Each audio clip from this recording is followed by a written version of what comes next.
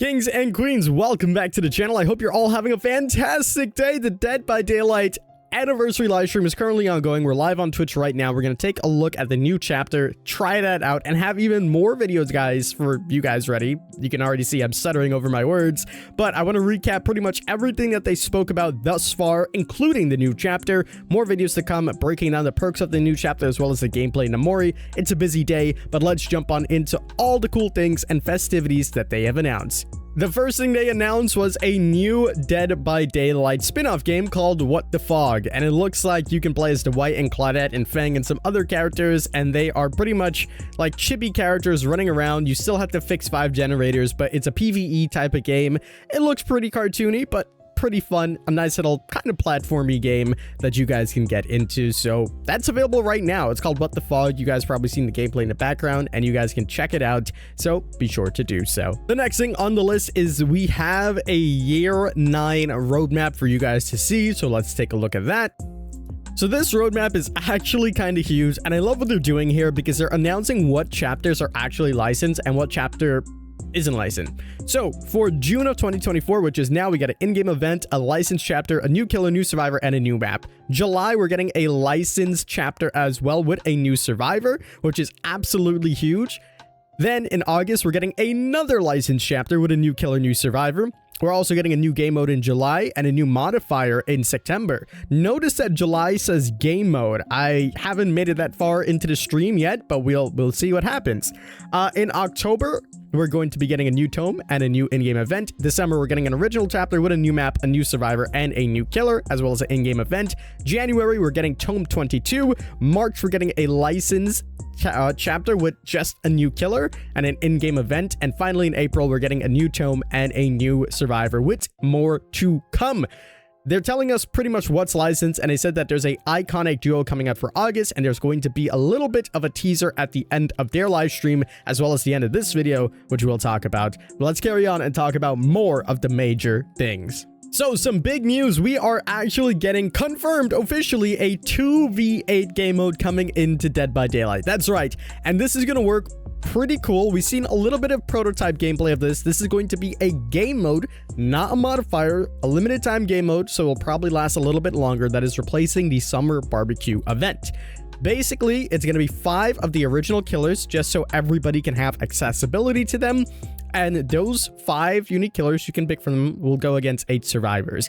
There are no perks in this game mode. Instead, survivors will have classes similar to other games where if you're playing one character, you're only for gens. If you're playing another character, you're only for healing, whatever the case may be. And killers actually have a unison power. So for example, if the Wraith goes invisible and he gets the undetectable status effect, the other killer will also get the status effect. There are also no perks in this game mode, as I mentioned, and there's no hooks at all. Instead, there will be cages, and these cages will be used similar to Pyramid Head. As soon as you knock someone down, you send them to the cage and they will slowly be sacrificed. They said that they are going to improve upon this, add more characters, add more classes, and we're going to learn more about this in the July live stream. So that is really cool. I'm really excited for it.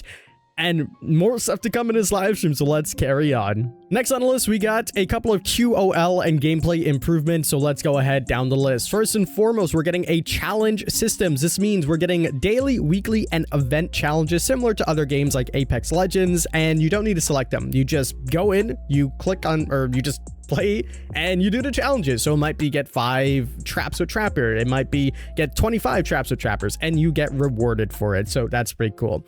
Next on the list is an inbox system. So instead of getting a pop-up every 2 seconds saying here's some new news, there'll be an inbox system, and essentially that inbox system is going to let you see all the news, all the patch notes, and anything else that they need to tell you, which is a nice quality of life update.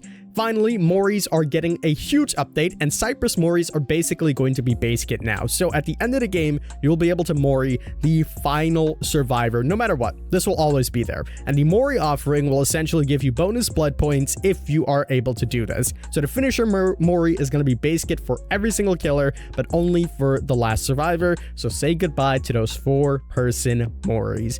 And that's about it. All right, so you guys are seeing in the background, Vecna is actually coming into the game. This is huge. This is really awesome. Again, we're going to be live on Twitch, and we're going to have more information coming out later for you guys, breaking down the perks, breaking down the powers, and showing you guys the gameplay and Amori and the new map that is coming along with this. There's also a new survivor coming along with this chapter, and she looks like an elf, maybe a high elf. I'm not too sure yet. They might talk about it a little bit later, but this is exciting. The gameplay, or the trailer, as I should say, is in the background, and maybe I think we're seeing the Mori. We also see the Hannah Vecna in there, so I'm not gonna go too in depth if they do reveal what the power or the perks are, but this is huge. This is really awesome. Coming along with a new map as well, and just think that DBD now has access to D&D's entire arsenal, so this is pretty damn huge. So we'll see exactly what happens, but yeah.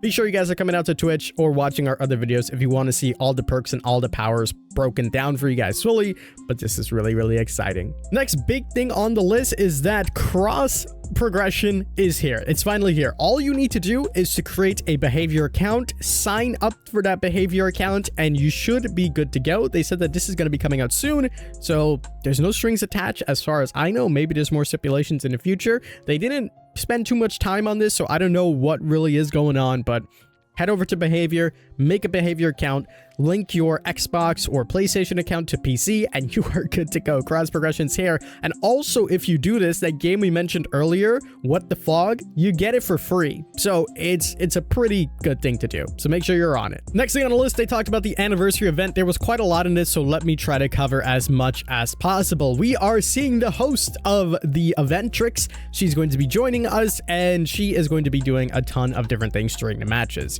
So she'll appear every now and then to give you different rewards. This will start at the trial, and you can get it up to 5 times in the trial. On top of that, there are tons of different cosmetics. There's going to be cosmetics for Bill. There's going to be cosmetics for Tap. There's going to be an outfit for the pig. For the unknown, there's tons of different cosmetics that are coming in. There's also going to be recurring masks that you guys can get from previous events, and new masks that you guys have seen on screen right now. On top of that, the gameplay is completely changed. There's going to be new effects as well. Essentially, you can be in a quiet mode, so you don't need to have just chase powers like last year. And on top of that, you also will be able to just send survivors to hooks without actually picking them up. So some new twists to that. On top of that, the events will now be in separate queues from regular games. So there will be a regular queue for just standard games, and then an event queue for event games, which is an interesting twist. I don't know necessarily how I feel about that, but hey, we'll take it with a grain of salt for now. And then there's also going to be a login calendar. There's a Before the Masquerade, which for the next few weeks, you'll be getting triple blood points, triple XP, triple rift fragments. It's gonna be quite crazy. It's a huge festivity and a huge celebration. There we go.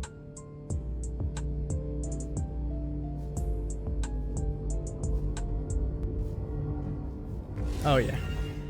Oh yeah. It's happening. Nice. Nice, nice, nice, nice, nice. Castlevania, let's go! But there you go, kings and queens. That is pretty much all of the information from the brand new developer live stream, talking about pretty much everything coming for the year. The anniversary live stream is all wrapped up, but the festivities don't stop here. We're going to be live. We're continuing to be live over on twitch.tv/theking. We're going to try out Vecna, the new survivor, the new perk, the new map, all of the new things. There's a lot to take in. There's critical dice. There's teleporting passages on the maps. It's crazy. You gotta be there. We're gonna have videos covering the perks and the powers first.